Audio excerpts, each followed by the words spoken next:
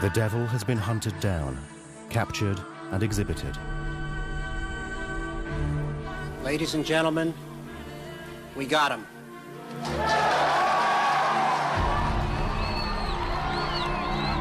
America overcame Saddam Hussein. The tyrant is dethroned. Iraq celebrates and the world is freed from evil. That is the legend.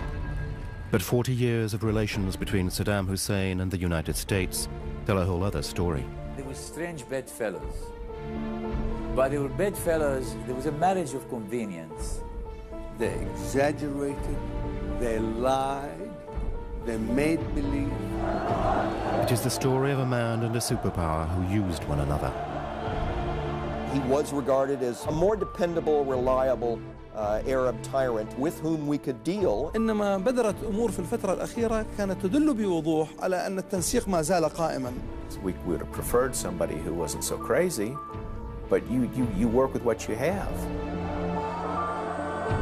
A story of intertwining ambitions, shared cynicism, and mutual mistrust. أمريكا كانت تستغل أخطاء صدام وتستفاد منها.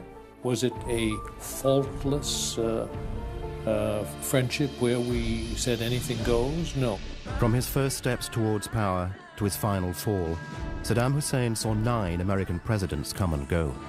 I, George Walker Bush, do solemnly swear that I will faithfully execute. America sought to be the uncontested guardian of the Middle East. Saddam saw himself as master of the Arabs. I, William Jefferson Clinton, do solemnly swear. But they had more in common than a mere hunger for power. I, George Herbert Walker Bush, do solemnly swear. As far back as this story goes, Saddam and the United States were a necessary evil for each other. Preserve, protect, and defend the Constitution of the United States. So help you God. So help me God. This is the story of a tragic misalliance.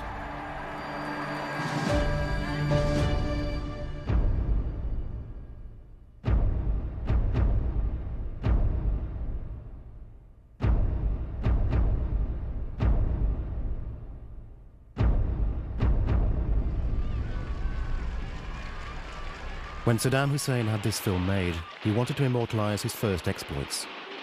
In 1959, he was 20 years old and attempted to assassinate the Iraqi president, General Qasem. He was a member of the Ba'ath Party, a clandestine socialist Arab resurrection movement. The attempt failed, and wounded in the leg, Saddam sought refuge in Damascus and Cairo. I used to be in Cairo doing my studies in law, and we were told that a group of Iraqis, about 10, are arriving that day from Damascus. Yes, that was the first time when we met.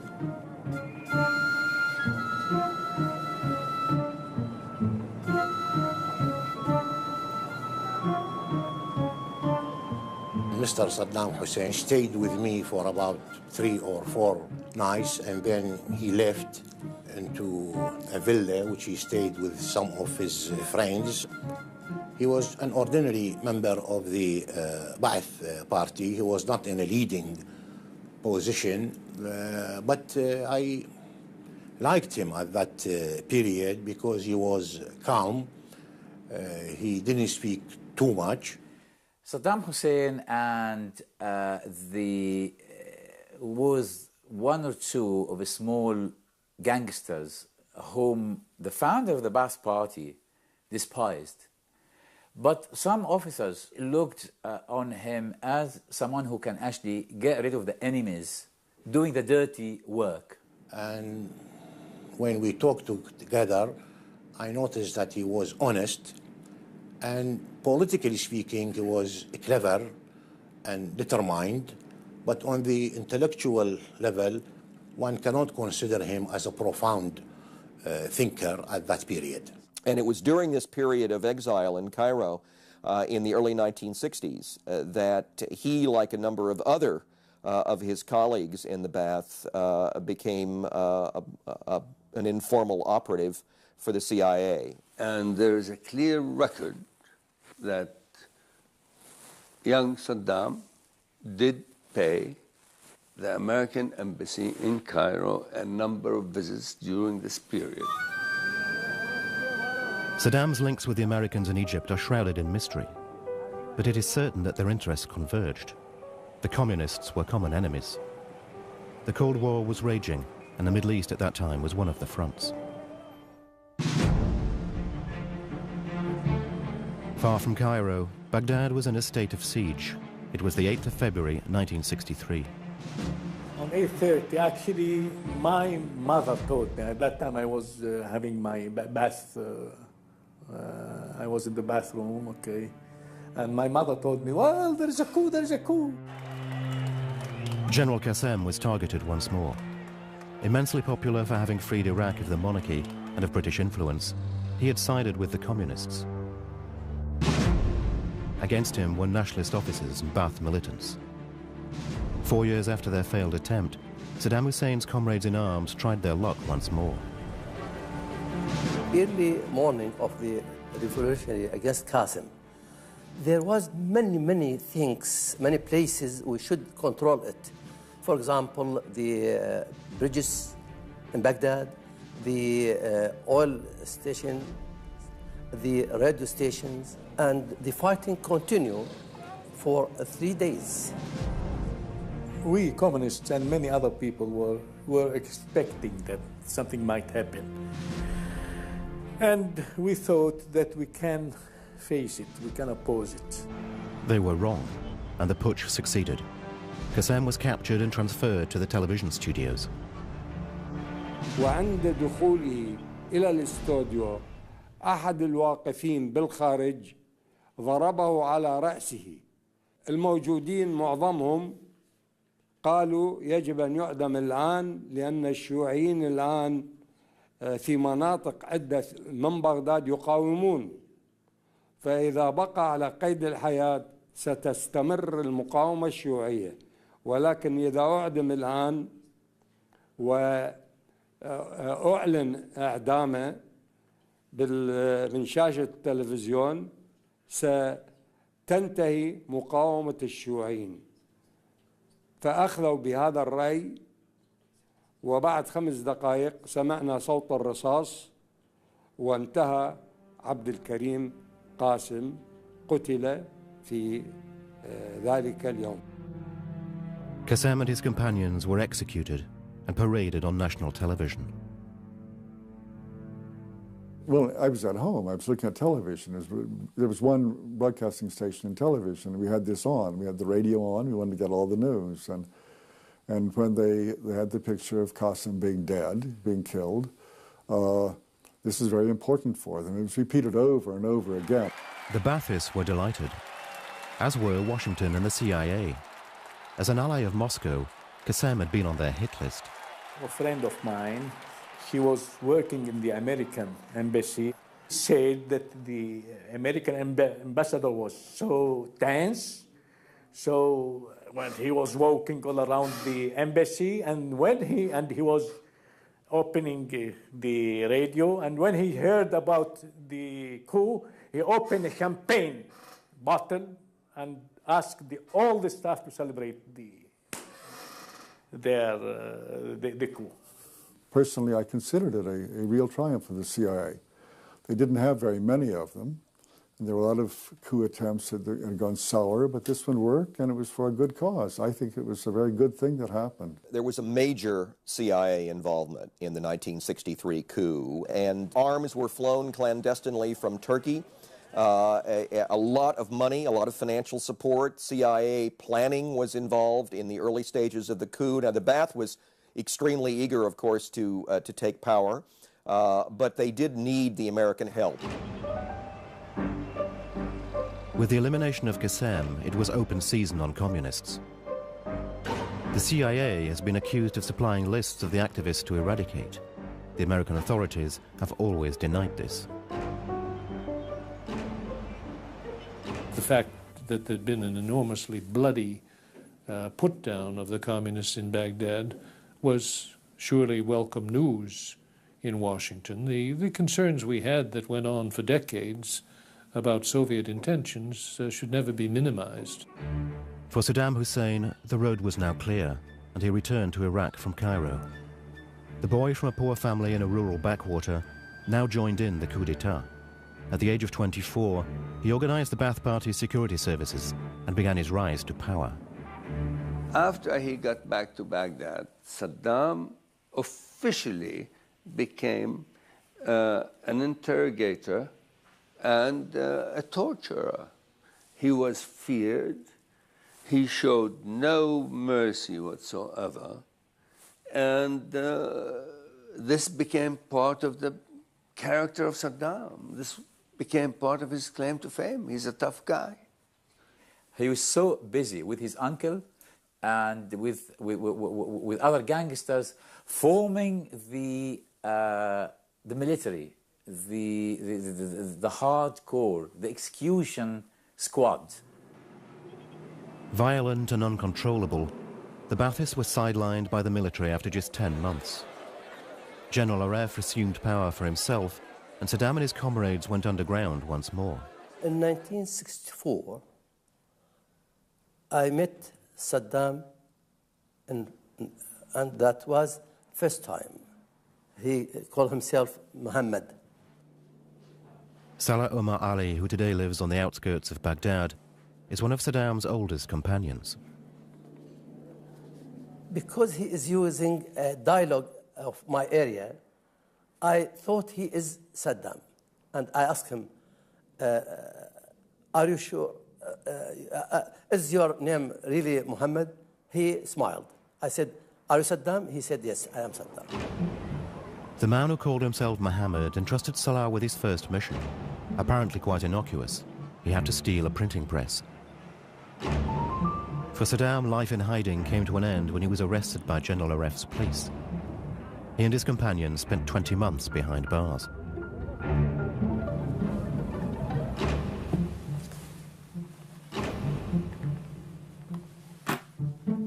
Sobi Abdel Hamid is one of the officers who removed Saddam and the Ba'athists from power. Ironically, he was also behind an historic decision which would lead to their return a few years later.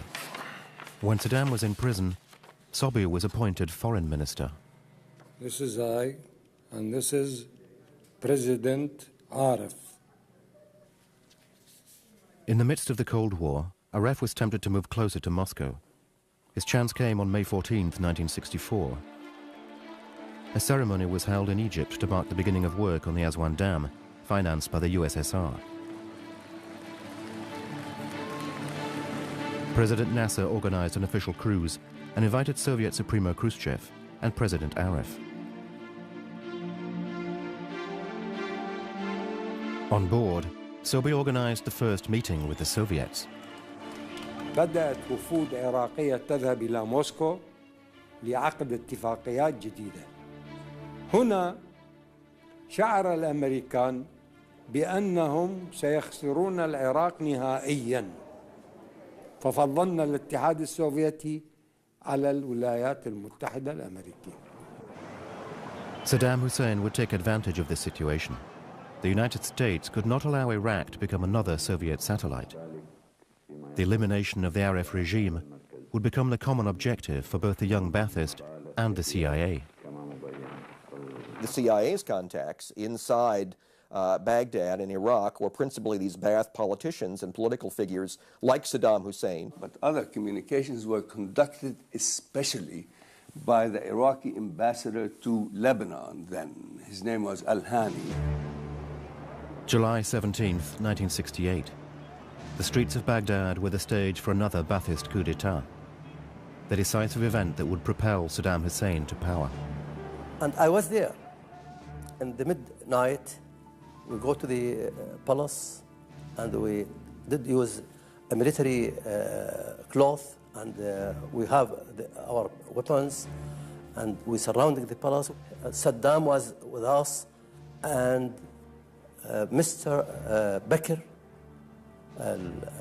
our president, first president, took the telephone and talking to Aref, asking him to surrender and to came to the headquarters, and he gave him, I think, 5 minutes. President Aref surrendered, and this time not a single shot was fired. The Ba'athists seized power, supported by the United States. Saddam was still not 30, but emerged from the party rank and file to become the new regime's number 2. In about a year and a half, by the time he became vice president, he had about 7 or 8 of the major departments of the country under his command. We knew, of course, from 68 on, that he was the power behind the throne. But we didn't attach any particular significance to him, except that he was a very ruthless customer, very tough. But as I say, the reputation of the reputation was that you couldn't rule Iraq any other way. In January 1969, one episode clearly indicated the new regime's brutality. Trials for treason opened in Baghdad. Saddam's men arrested, tortured, and forced confessions from various suspects, many of whom were Jews. They were hung in public, and the Iraqis were invited to witness their suffering. The world protested, but did nothing. And suddenly the United States of America would be standing there, and the adopted or created child, the bad government that put in power, has all of a sudden become an embarrassing relationship. The United States were dealing with a two-faced regime. The Bakr-Saddam duo skillfully exploited the rivalry between East and West without ever siding with one camp or the other. As repression of communists continued in Baghdad, Saddam accompanied Bakr to Moscow to sign a treaty of friendship with the USSR. The same year, to the great joy of the Iraqis, he nationalized oil. And as he denounced American imperialism, Saddam increasingly opened up the country to Western influences. There is a time through the early 70s when Saddam is a very visible presence of the kind of modernization and westernization that many Iraqis were hoping for. He wore Western suits, he talked about education, modernization, bringing in the West.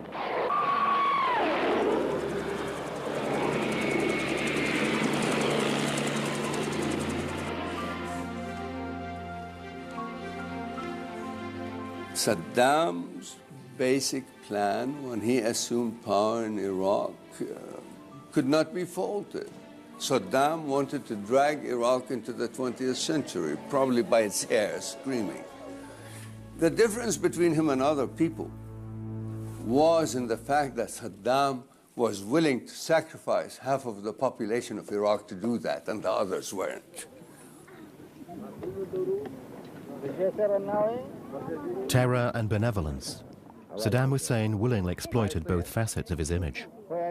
Surrounded by his bodyguards, he created set pieces for the complacent eye of official cameras.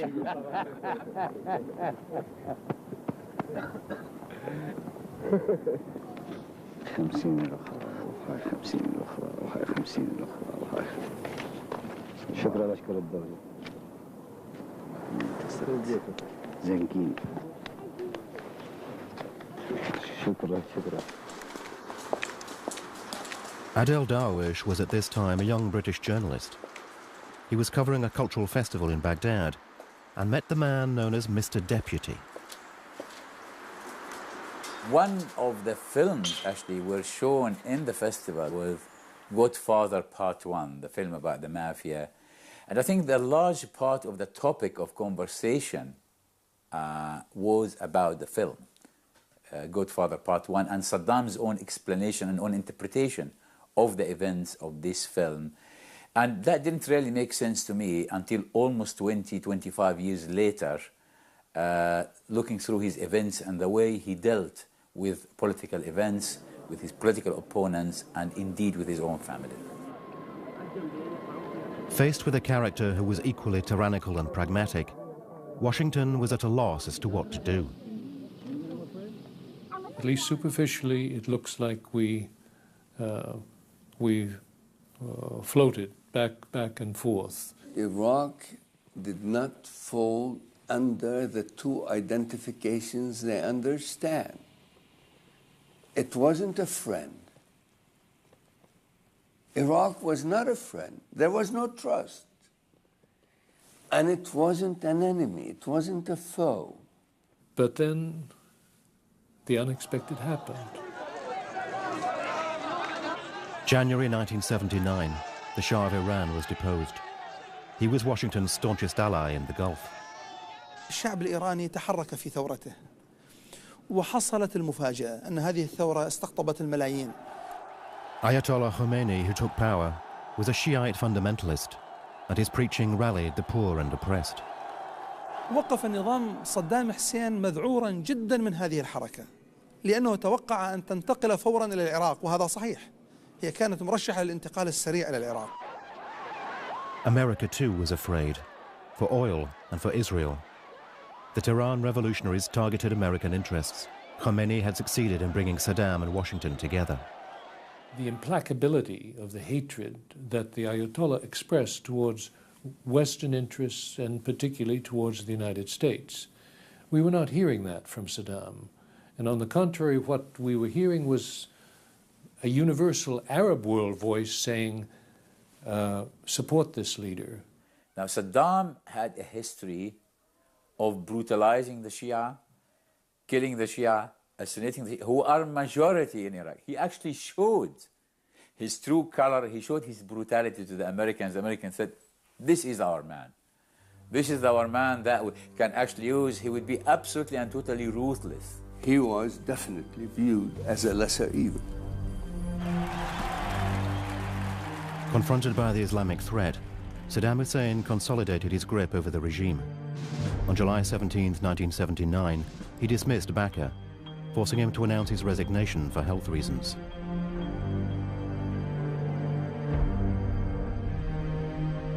Five days later, he waged brutal and spectacular purges against 19 supposed conspirators within the Ba'ath Party. Saddam was seized by paranoia.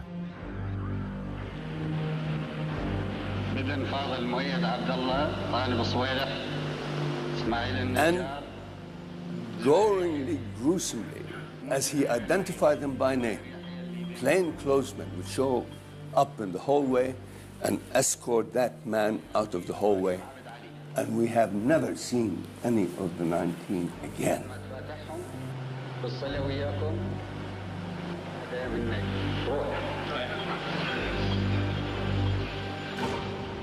It was the Iraqi night of the long knives. At the age of 40, Saddam had achieved his objective. He was sole master of Iraq. But he didn't stop there. He wanted to be the uncontested leader of the Arabs. A war against Iran, weakened by its revolution, would enable him to satisfy his ambition. Nobody would be able to stop him. For Salah, the days in hiding with Saddam were long gone. In 1979, he was the Iraqi ambassador at the United Nations. When he accompanied Saddam to Cuba for a conference, Salah still believed that conflict could be avoided. He organized a last-chance meeting between Saddam and the Iranian foreign minister. When the meeting finished, Saddam asked me about my own impression. I said, Mr. President, the war is not a joke. We will lose everything, and there is no any guarantee we will win the war. The situation now, the problem under your hand. And then he didn't say anything. He kept silent about 2 or 3 minutes, and then he started talking to me. He said, look, Salah, prepare yourself in the United Nations. We will resume the war. Saddam attacked on September 22, 1980. He naturally claimed that he was not at war with Iran to serve American interests. لتعطي للإمبريالية الأمريكية أغطية إضافية ولم تستطع العهود المندثرة أن تستخدم الجيش العراقي في منهجها السياسي لخدمة الأجنبي رغم المحاولات التي بذلت في هذا الصدد. Washington, too, has always denied having pushed Saddam into war with Iran. But for the USA, the former enemy of communism was now their best defense against the Islamic Revolution. The time for overt cooperation between Saddam and the Americans had come. I received a message through the Iraqi ambassador to Washington that, while there was an interest as early as 1983 in establishing full diplomatic relations, there's a bunch of visits that go on and contacts. There's the now famous meeting where Secretary Rumsfeld goes to Baghdad and literally says, this is a guy I could work with. And we begin the offers of assistance, of cooperation. Certainly they get loans to buy food, but the Iraqis are never easy to deal with. Richard Murphy took part in the meeting. His memory of his contact with Saddam Hussein is an ironic souvenir. One of the quotes I can pull back from my own memory of that was Saddam making a joke which went along this line, that America's attitude towards the third world is like the attitude of an Iraqi peasant when he takes a new bride. 3 days of tea and honey and then off to the fields to work like a serf for the rest of their life. Richard Murphy merely smiled. At that time, America was supplying Iraq with satellite pictures, military information and loans. The Reagan administration even allowed Saddam to purchase the ingredients for weapons of mass destruction in the US. The blueprints of chemical factories were actually supplied by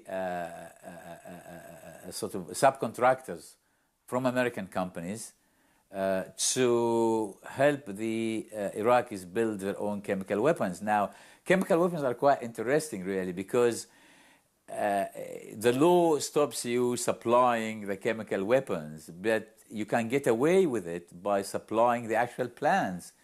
And this, unbelievably, is the blueprint for a whole chemical warfare plant that was provided to the Iraqis by an American company with the knowledge and approval of the United States. This is cynicism of the highest order. The war had already claimed hundreds of thousands of victims and now threatened the flow of oil in the Gulf. The American Navy was on general alert.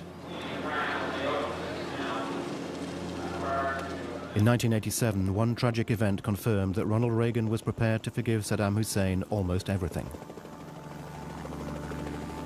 We have the USS Stark, the leading ship in the Persian Gulf, being hauled by an Exocet missile fired by an Iraqi pilot. And it killed 37 of the crewmen. And the Iraqis immediately apologized. They said it was a mistake, and they indemnified the families of the dead people, and the whole thing was brushed over. In a good normal day, that would be cause not for protest, not for being upset, not for agitating. That's almost cause for war. Yet, immediately after that happened, the administration Washington went into the business of saying, it's an accident, and accidents happen in war. This event underlines once more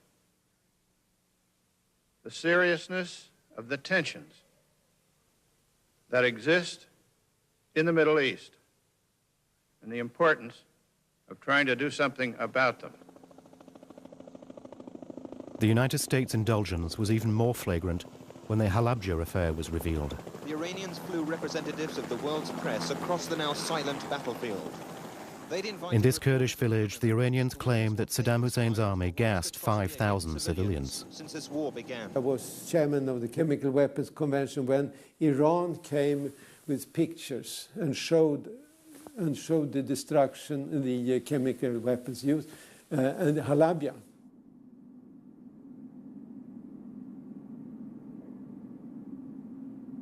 And very little was made of that outside.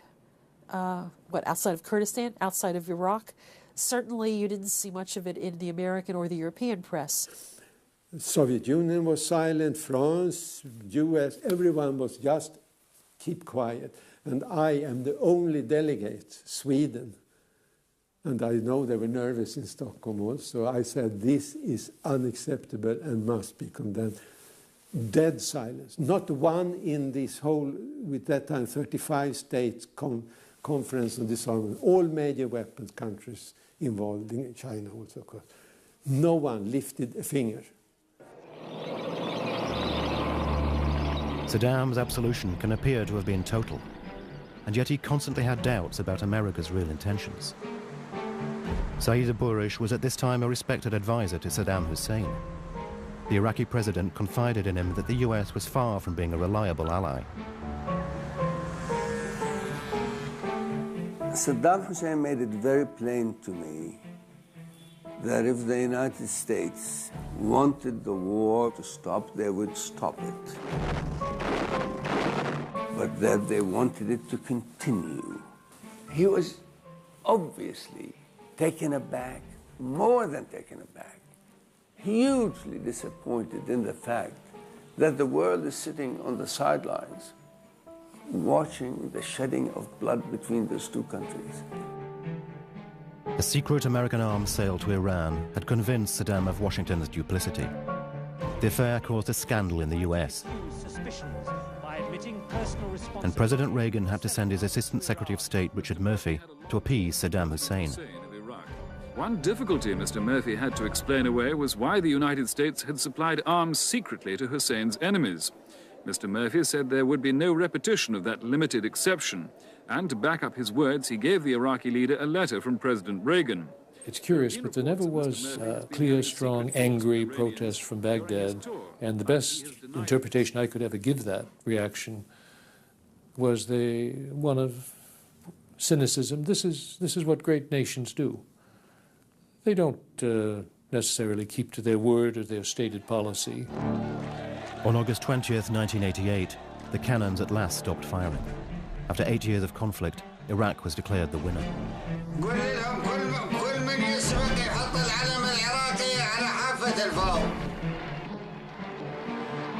The war claimed millions of victims, both dead and wounded.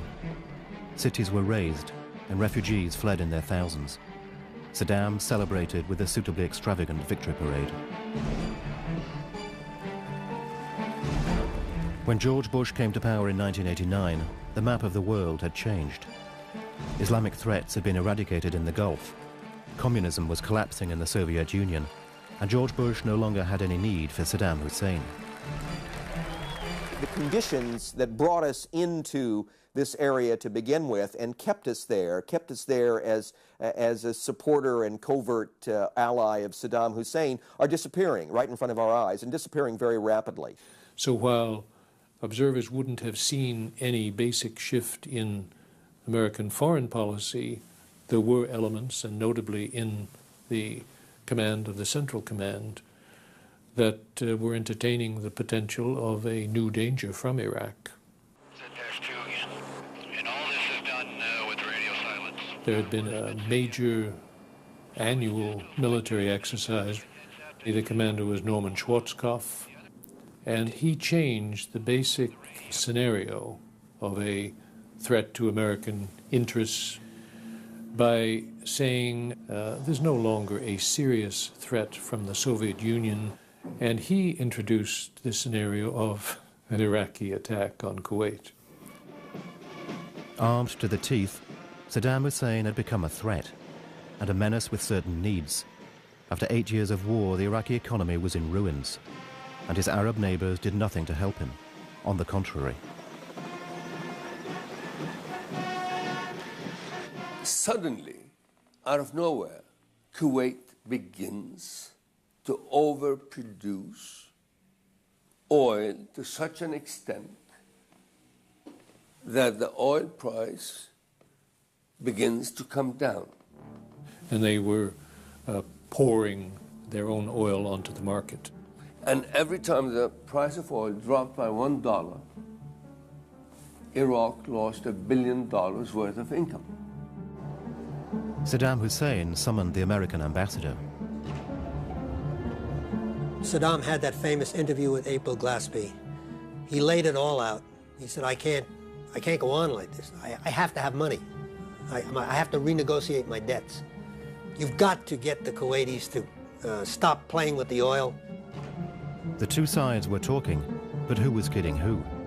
Saddam, who claimed he had no intention of invading Kuwait, or Glaspie, who said the United States would not get involved. And Ambassador Glaspie said something to the effect, well, that was your business as a border dispute.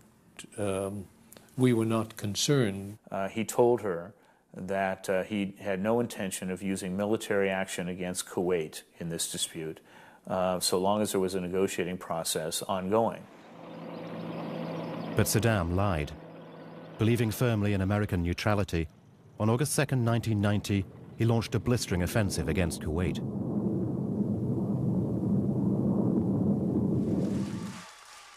In the Iraqi National Assembly, Saddam was applauded for the invasion. But one question was immediately being asked. By invading Kuwait, was he not falling into an American trap? One part of the United States was in complete agreement with the Kuwaitis regarding undermining Saddam. We have undermined Khomeini. Now it is time to get this guy. So that I think that this conspiracy-mindedness, we wanted to trick Iraq into war so we could seize their oil and station our troops in the Persian Gulf forever. That's conspiracy thinking, and it's cute, but it's silly. Despite the official denials, Congress demanded to know more and asked Ambassador Glaspie for explanations about her meeting with Saddam Hussein. She denied giving him any kind of go-ahead and indeed claimed to have put him on his guard. We foolishly did not realize that he was stupid, that he did not believe our clear and repeated warnings that we would support our vital interests. The controversy surrounding the trap theory remains unresolved. But whether it was an unforced error or not, Saddam believed he was in control.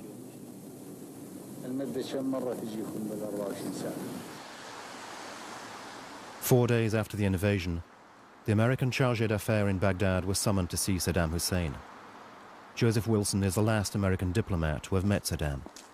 On August the 8th, he encountered a man quite sure of himself. When I came to the room, Saddam was standing in the middle of the room, staring at me, unblinking, eye to eye. As I like to say, it was a who is going to blink first contest. The time came to shake hands, and he put his hand out, and I stared at him and just took his hand without looking down, because I had learned, having watched him for a couple of years, that there was a tendency on his part to try and set the stage in such a way that the image he would send out to his people after the meeting was one where the visitor was bowing to him at the time that you took his hand.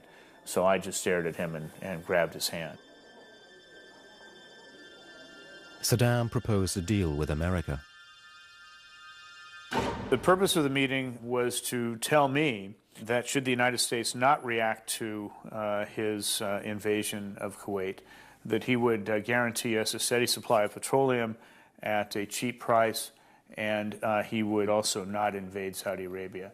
And my response to him in this meeting was get out of Kuwait, quit looting American properties, and allow all Americans to leave the region. Please raise their hand. Saddam had triggered a process he could not stop. Immediately after the invasion, the United Nations unanimously condemned the attack and voted for the use of force. America was determined to put an end to a man who had served their own interests for so long. Saddam was suddenly cast into the role of the devil. As was the case in the 1930s, we see in Saddam Hussein an aggressive dictator threatening his neighbors. The Iraqi president replied through threatening televised messages. وسيكون الله على المعتدي وستتساقط رؤوس الخونة والله أكبر. 5 months ago, Saddam Hussein started this cruel war against Kuwait. Tonight, the battle has been joined.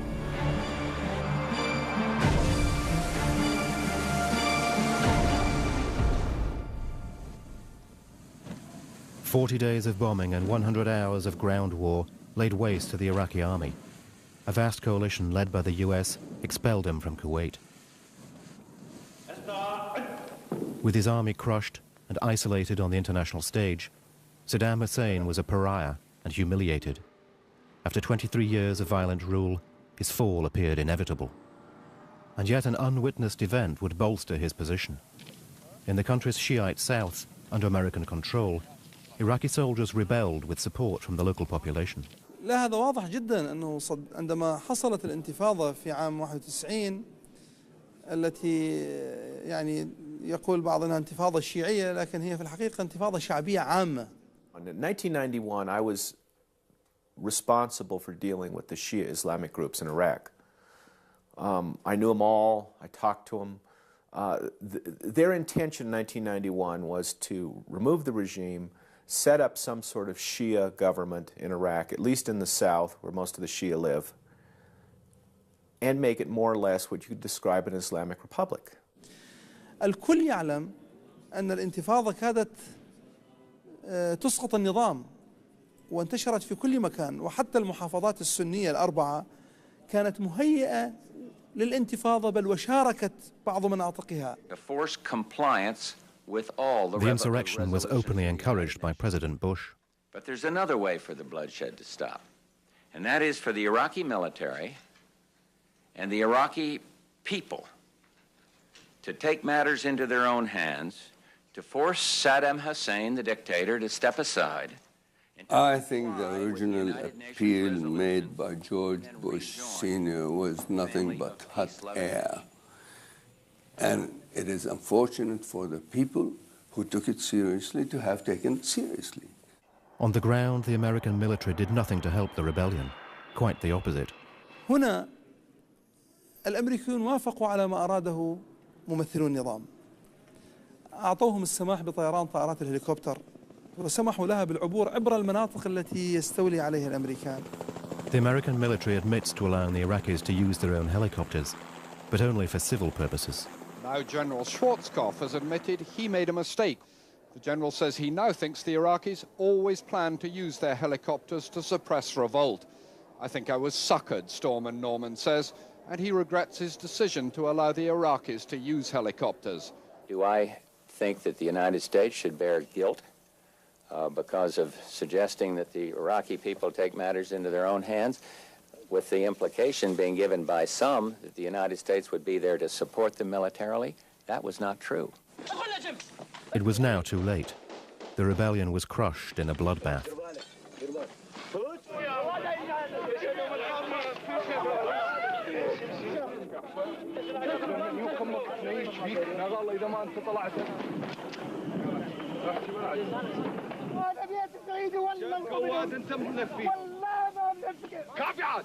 The result of that was a minimum of 150,000 people dead.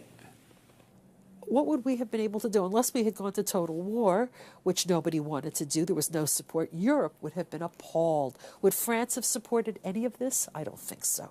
They were too concerned about shoring up Saddam and protecting French interests, as was everybody else looking to protect their own interests. We were afraid of upsetting the balance in the Gulf between the Shia and the Sunni. President Bush, the father at that time, Colin Powell, even Cheney said this is exactly what we don't want to do. Chaos was always a scenario to be considered. If Saddam were gone, what would follow? Rule by someone in his family, rule by another Sunni Ba'athist elitist, rule by a triumvirate, a coalition, chaos.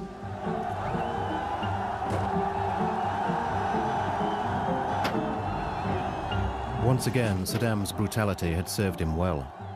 With the risk of chaos, Washington saw him as the only alternative, an enforcer for Iraq.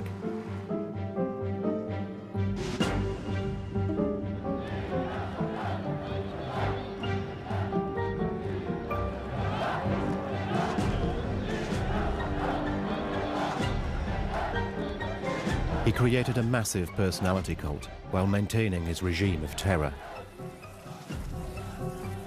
He presented the image of a believer, but eliminated the religious leaders who criticized him. At the head of a mafia-style system, he accumulated incalculable wealth as the Iraqi people lived in poverty. Saddam remained in power, but in reality his survival hung on internal battles within the American administration.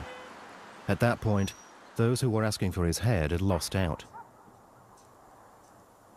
On several occasions, attempts were made to trigger a coup d'etat, but the operations were almost farcical. Robert Baer, who lives today in Colorado, took part in one of these missions. Between September 1994 and March 1995, we had a series of CIA teams. I was head of one of them, to go in and actually see if we could do a coup d'etat. When we went in, we walked across the border. We were under the protection of a Kurdish militia. We got in touch with military officers in January 1995, who said, yes, we can do a coup d'etat. This plan was sent to Washington and ultimately was rejected on the 28th of February by the White House. And the CIA was only allowed to engage in quick fixes. They were never allowed to do the kind of sustained, serious approach to regime change that was required and which would have been allowed if Iraq truly was a threat to the United States. The CIA's presence in Iraq was purely symbolic to appease the hawks on the Hill. Honor had to be paid to our official disdain for this man, and I think the order certainly did go out from the Clinton administration to do something. But how vigorously it was pursued, how effectively, how enthusiastic the CIA would have been at that point about replacing him, we may doubt. Clinton wanted to know specifically who would replace, what was the name of the military officer, what was his plan, what was his attitude toward Israel, who would be the commanders of these units, and a whole long list of questions which no one could ever answer, which was Clinton's way of saying, no, it's too messy.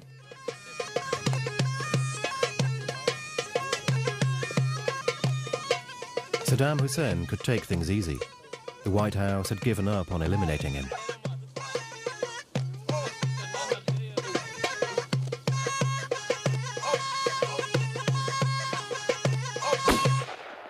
Another strategy was in place, to keep Iraq under the international thumb. In 1990, the UN voted for a strict economic blockade. Officially, the embargo would remain in place until Saddam's arsenal had been entirely destroyed. UN inspectors forced the Iraqis to cooperate and soon became convinced that Iraq no longer posed a real threat. And yet the sanctions were maintained. Saddam was still under close surveillance. There's something comfortable about having him in the box of sanctions and a regime of international inspection that he is in the 1990s that I think we come to accept. But it was the Iraqi people who paid the price for the sanctions. Children died from the lack of health care. Families became even poorer. ما يقع على شعبنا العظيم من ثقل جراء الحصار الظالم الذي وقع عليه بفعل الإرادة الخبيثة. At the end of the 90s, the international community was concerned about the sanctions. Voices were raised at the UN to put a stop to them. Governments had not the stomach to go up and say sanctions are good, while children were shown on the TV. And Saddam manipulated it very, very cleverly. So we knew we were in a losing battle, that sanctions were going to, erode to the point that eventually they become a joke. If you lift sanctions, you break containment. If you break containment, you no longer have Saddam Hussein under control. Sanctions and war are linked to each other. So if you go against sanctions, you should know. I have nothing critical against sanctions, but if you do that, you should know there is only war left. For Washington, there was no question of letting Saddam out of his cage. Without containment, he would have to disappear. His elimination was programmed. The September 11 attacks made his execution possible. The war against terrorism could justify anything. Washington made up a case for the prosecution. War on terror is not confined strictly to the Al-Qaeda. The war on terror involves Saddam Hussein because of the nature of Saddam Hussein, the history of Saddam Hussein, and his willingness to terrorize himself. Saddam Hussein has terrorized his own people. He's terrorized his own neighborhood. He is a danger. He's a danger to the American people. And we got to deal with him. We got to deal with him before it is too late.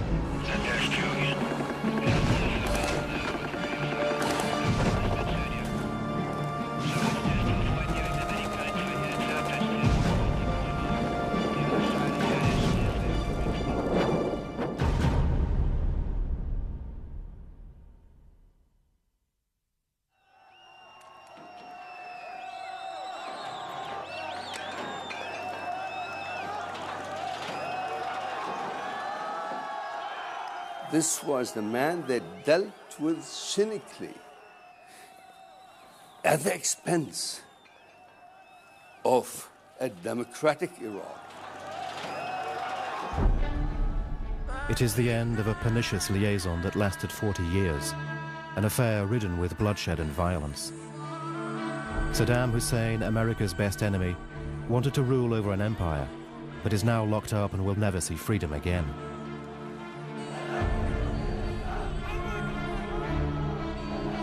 The Americans are prisoners of an adventure to which they see no real end. They lose men and women every single day. They lose their soul.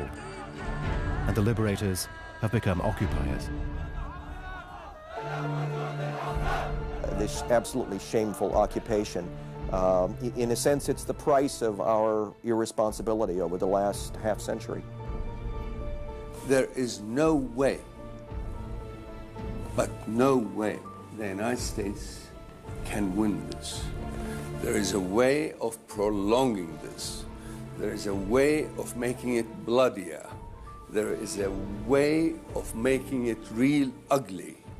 There is no way of winning it. What is confronting us is anarchy. Anarchy and chaos, which Washington wanted to avoid at all costs. Or what is even worse for America, Islamic law and order.